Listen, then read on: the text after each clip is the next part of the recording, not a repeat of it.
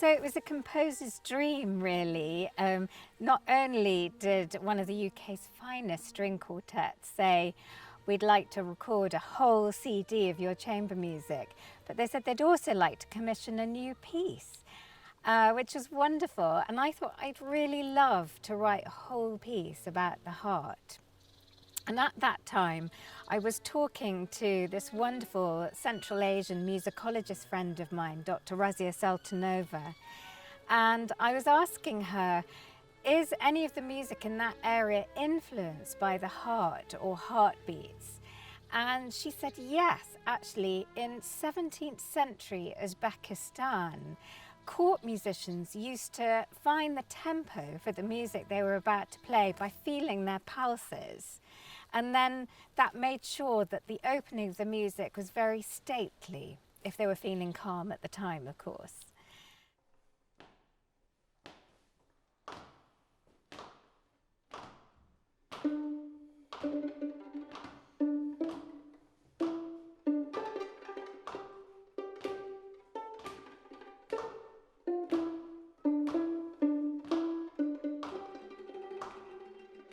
So I decided to use this, and she also gave me these wonderful dance rhythms, shashmakam, from that time, and little fragments, melodic fragments of Uzbek traditional music from several hundred years ago. Then when I was thinking about what to do for the second movement, I'd just been reading a beautiful book, very sad plight of dancing bears in Bulgaria.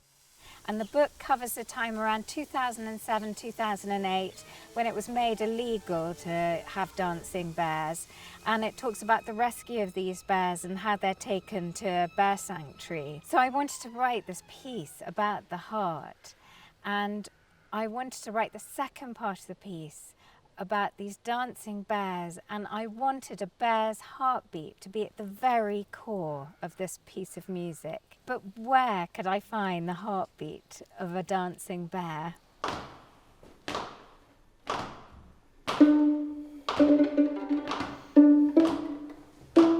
Here I am at the Wild Place Project, and after months of researching and writing to everybody, trying to get access to a bear's heartbeat, I'm here where there are bears with heartbeats and they're willing to let me listen to them.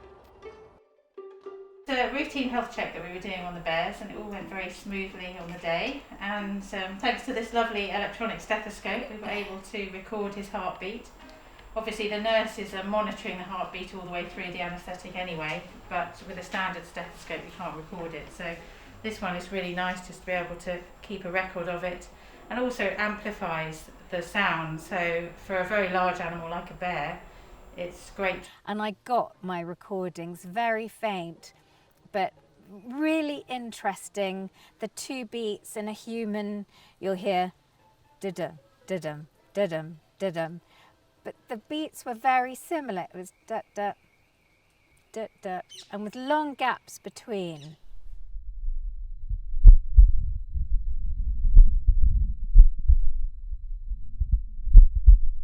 You hear this heartbeat on one note, just goes through the whole thing while other things happen around it.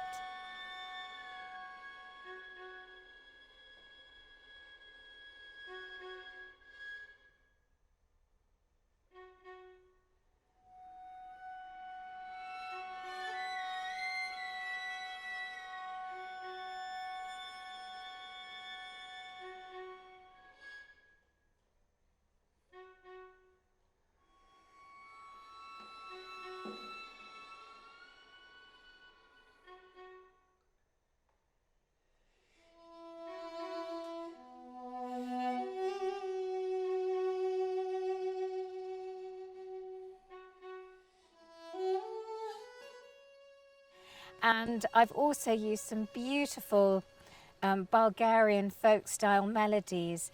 Bulgarian dancing bears were accompanied by a gadulka, which is a sort of folk violin. It's got a very reedy sound, and the instrumentalists use a leather mute to give that sound. One thing I would say about Roxanna's music is I think it's so vivid with different sound worlds from like different cultures. I love it so much, which is really special and I think really unique. She started off by sending us snippets of Godolka playing and things, and we listened to these extraordinary sounds, and she said, yeah, I'd love it if you could get your cello to sound a bit like this. And we experimented in this room, this rehearsal, not this room here, but a rehearsal room, experimenting with how we could get that sound. We were trying with different mutes and different bits of bow, and hitting things on our instruments and all sorts of things to get what she really wanted, her vision for this piece, which was really exciting because we'd never done that before, and a little bit bonkers because I was thinking, oh no, what are we going to have to do next? And Robin was going, well, we could do this and we could put on this, and so we kept trying all these different ideas, which was actually really exciting because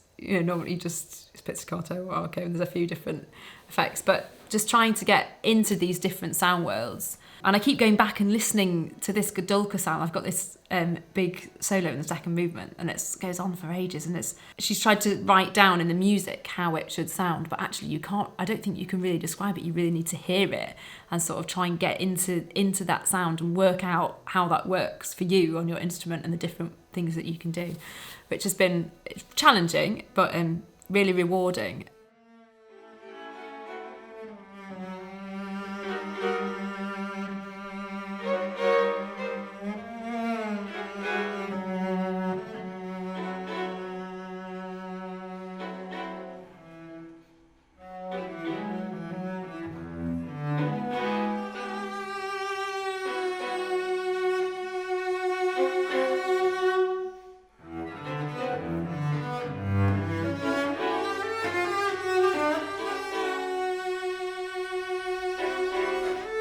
It's always amazing working with a living composer. I mean, you've got the challenge that they're often right there in the room, so they've got a very strong idea, usually about how they want it to sound, but also it's always an amazing creative process because it's wonderful working with a composer like Roxanna, who it's very much a dynamic thing. If something slightly doesn't work, it's fine to ask her about that, or even we might have a suggestion to try something out, particularly with Heartfelt, which she wrote for us.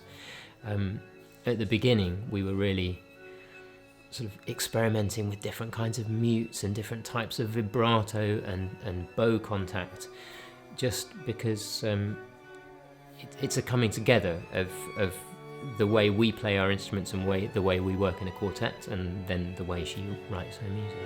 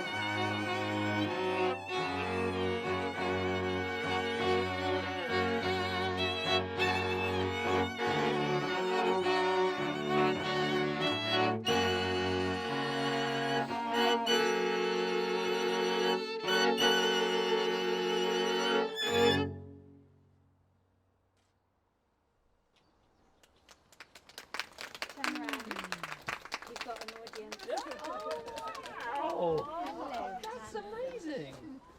It was just heart-stopping. I mean, Albie, who's my bear whose heartbeat I used, came and sat and was so interested right from when the quartet were just tuning and the birds were singing and the sun was shining. It couldn't have been more idyllic.